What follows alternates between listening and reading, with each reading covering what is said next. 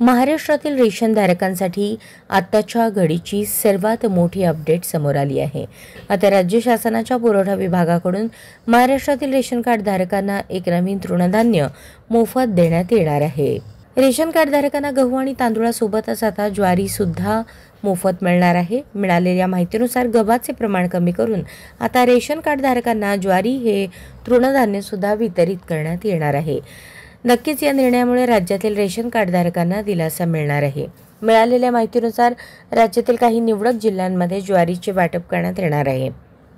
गेल्या वर्षी ज्वारीचे विक्रमी उत्पादन झाले होते आणि राज्य शासनाने देखील मोठ्या प्रमाणात हमी भावात ज्वारीची खरेदी केली।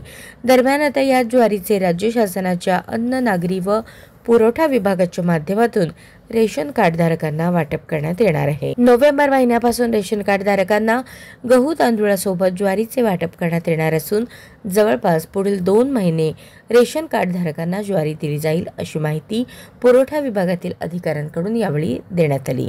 केंद्र सरकारच्या किमान आधारभूत किंमत म्हणजेच MSP अंतर्गत राज्यात भरड धान्य खरेदीच्या सूचना मिळाल्या होत्या।